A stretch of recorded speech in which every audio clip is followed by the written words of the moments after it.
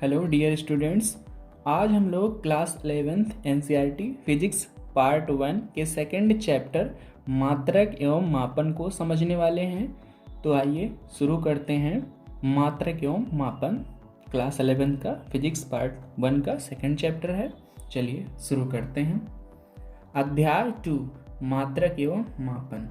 तो सबसे पहले इसमें हम जानेंगे भौतिक राशियाँ क्या हैं, फिजिकल क्वांटिटीज क्या हैं। ऐसी सभी भौतिक राशियां जो भौतिकी के नियमों पर आधारित होती हैं। किस पर आधारित होती हैं? भौतिकी के नियमों पर आधारित होती हैं और उनको प्रत्यक्ष या अप्रत्यक्ष रूप से मापा भी जा सकता है, जिनके लिए मापन की आवश्यकता होती है। तो उन्हें क्या कहते हैं? भौतिक राशियां कहते हैं। अर्थात वे सभी राशियां जिनका संबंध किसी भौतिकी परिघटना से हो। किससे हो? किसी भौतिकी परिघटना से हो, फिजिकल फिनोमिना से हो, तो वो किसी संख्या द्वारा आसानी से व्यक्त भी की जा सकती हैं। और यही क्रिया क्या कहलाती है? यही क्रिया जो उनको आसानी से किसी भी संख्या द्वारा व्यक्त किया जा सकता है, उसे क्या कहते हैं? मापन भी कहते हैं। तो आइए एक बार फिर से रिपीट करते हैं। ऐसी सभी भौतिक राशियां जो भौतिकी के नियमों पर आधारित होती हैं तथा जिन्हें प्रत्यक्ष या अप्रत्यक्ष रूप से मापा जा सकता है एवं जिनके लिए मापन आवश्यक होता है, भौतिक राशियां कहलाती हैं। अब बात करेंगे भौतिक राशियों के प्रकार। तो भौतिक राशियां दो प्रकार की होती हैं। कितने प्रकार की होती हैं? दो प्रकार की होती हैं। कौन कौन से? आइए आगे बात करते हैं। पहली होती है मूलभूत राशियां। मूलभूत राशियां, इनको मूल राशियां भी कहते हैं। मूलभूत राशियों को क्या कहते हैं? मूल राशियां भी कहते हैं। और दूसरी होती हैं व्युत्पन्न राशियां। दूसरी क्या होती हैं? व्युत्पन्न राशियां। तो मूलभूत राशियां अर्थात मूल राशियां क्या होती हैं? जो अन्य राशि पर निर्भर नहीं रहती हैं। और व्युत्पन्न राशियां क्या होती हैं? जो इन्हीं मूल राशियों की सहायता से प्राप्त की जाती हैं, उनको क्या कहते हैं? व्युत्पन्न राशियां कहते हैं। आइए आगे बात करते हैं मात्रक क्या है। तो मात्रक होता क्या है? यूनिट क्या है?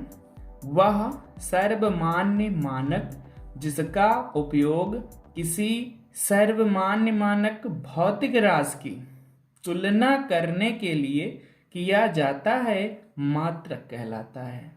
अर्थात जिस भी इकाई से किसी भी भौतिक राशि की माप की जाए, उसे क्या कहा जाएगा? मात्रक कहा जाएगा।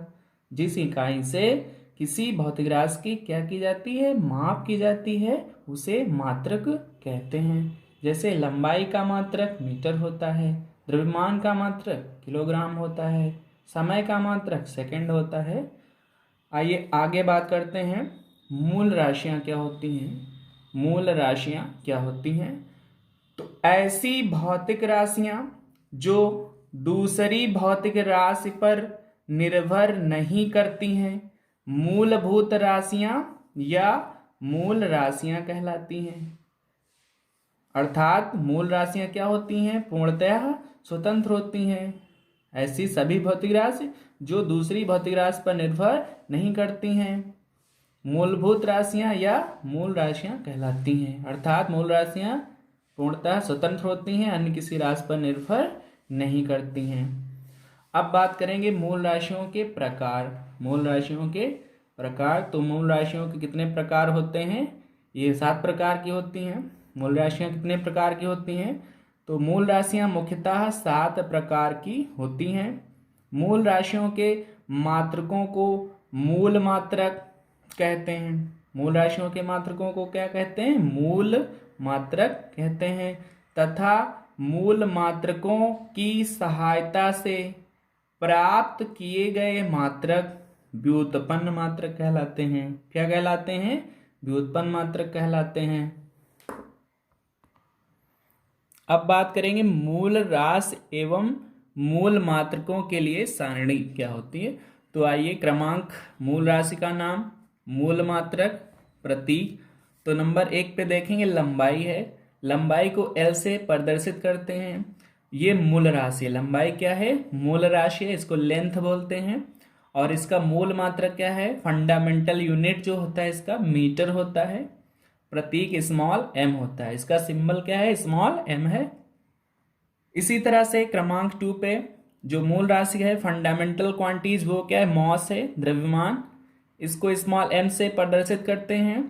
और इसका जो फंडामेंटल यूनिट होता है, मूल मात्रक, वो होता है किलोग्राम।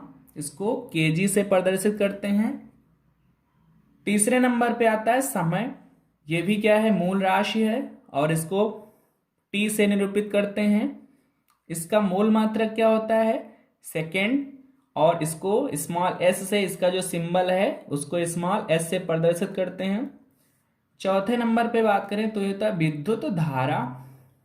इसको क्या कहते हैं इंग्लिश में? Electric current. और इसका जो सिंबल होता है वाई होता है। मूल मात्रक क्या होता है इसका? एम्पियर। और इसका प्रतीक चिन्ह क्या होता है? ये होता है कैपिटल ए। पांचवें नंबर पे बात करें तो ये होता है तापमापन और इसको थीटा से प्रदर्शित करते हैं। मूल मात्रक इसका होता है केल्विन और प्रतीक चिन्ह होता है कैपिटल के। इसी तरह से छठे नंबर पे बात करें तो ये होता है ज्योति तीव्रता, ल्यूमिनेंस इंटेंसिटी। इसको भी आई से प्रदर्शित करते हैं और इसका मूल मात्रक होता है कैंडेला। प्रतीक चिन्ह इसका होता है CD। सातवें नंबर पे बात करें तो होता है पदार्थ की मात्रा, जिसको म्यू से प्रदर्शित करते हैं। और मूल मात्रक इसका क्या होता है? मोल। और इसका प्रतीक MOL, मोल ही लिखते हैं। तो आइए अब आगे बात करते हैं पूरक मात्रकों की। अभी हमने जाना मूल राशियां क्या हैं, मूल राशियां कितने प्रकार की होती हैं और उनके मूल मात्रकों को सारणी से। अब आगे बात करेंगे पूरक मात्रक क्या होते हैं। तो पूरक मात्रक दो प्रकार के होते हैं। पूरक मात्रक अगर आपसे पूछा जाए मूल मात्रक कितने होते हैं तो 7 होते हैं। मूल मात्रक कितने होते हैं? 7 प्रकार के होते हैं। तो मूल मात्रक किसे कहते हैं? मूल राशियों से प्राप्त मात्रक मूल मात्रक कहलाते हैं। इसके बाद आ गया व्युत्पन्न मात्रक। अगर पूछ ले व्युत्पन्न मात्रक किसे कहते हैं, तो जो मात्रक मूल मात्रकों की सहायता से प्राप्त किए जाते हैं। जो मात्रक मूल मात्रकों की सहायता से प्राप्त किए जाते हैं उन्हें व्युत्पन्न मात्रक कहते हैं। अब बात आती है पूरक मात्रक क्या है। तो पूरक मात्रक 2 प्रकार के होते हैं। एक होता है रेडियन और दूसरा होता है स्टेरेडियन। तो सबसे पहले समझते हैं रेडियन क्या है। यह समतल कोण का मात्रक है, प्लेन एंगल का मात्रक होता है। रेडियन किसका मात्रक है? समतल कोण का। और इसके बाद बात करेंगे हम स्टेरेडियन। तो स्टेरेडियन जो मात्रक होता है वो एक घन कोण का मात्रक होता है। किसका होता है? घन कोण का। तो आइए समझते हैं रेडियन होता क्या है। रेडियन व स्टेरेडियन 2 पूरक मात्रक होते हैं। पहला है रेडियन। एक रेडियन वह कोण है जो वृत्त की त्रिज्या के बराबर की चाप वृत्त के केंद्र पर आंतरित करती है, या वृत्तीय चाप द्वारा वृत्त के केंद्र पर बनाया गया कोण रेडियन कहलाता है। क्या कहलाता है? रेडियन कहलाता है। 1 पाई रेडियन में 180 डिग्री होते हैं। 1 पाई रेडियन में कितनी डिग्री होती है? 180 डिग्री होती है। अब बात करेंगे इसके बाद हम स्टेरेडियन की। किसकी बात करेंगे? स्टेरेडियन की। तो स्टेरेडियन क्या होता है?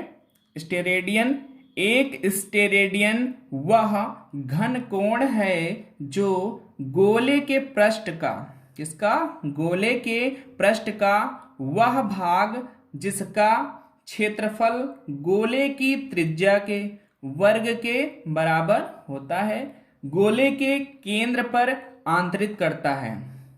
अर्थात इसका मतलब यह हुआ किसी ठोस गोले के केंद्र पर आंतरित कोण स्टेरेडियन कोण कहलाता है, जिसको घन कोण कहते हैं। क्या कहते हैं? घन कोण। एक बार फिर से समझेंगे।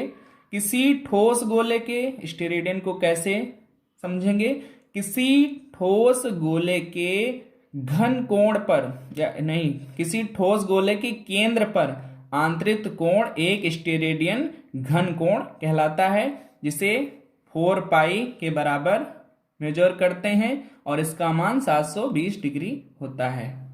तो अभी अगर आपसे पूछा गया था रेडियन, तो रेडियन का मतलब क्या था? किसी वृत्तीय चाप द्वारा वृत्त के केंद्र पर बनाया गया कोण क्या कहलाता है? रेडियन कहलाता है। और जो स्टेरेडियन होता है वो किसी ठोस गोले के द्वारा केंद्र पर बनाया गया कोण होता है और इसका मान 720 डिग्री होता है, अर्थात 4 पाई होता है। अगर आपसे पूछा जाए 1 पाई रेडियन में कितनी डिग्री होती हैं, तो 180 डिग्री होते हैं। और एक स्टेरेडियन में कितनी डिग्री होती हैं, तो 4 पाई होती हैं, मतलब 720 डिग्री। कितनी डिग्री? 720 डिग्री। अब जो स्टेरेडियन घन कोण है इसको डी ओमेगा से लिखा जाता है। किससे प्रदर्शित करते हैं? डी ओमेगा से। तो डी ओमेगा बराबर होता है sigma D A upon R square. इस सिग्मा का मतलब होता है समेशन। समेशन का मतलब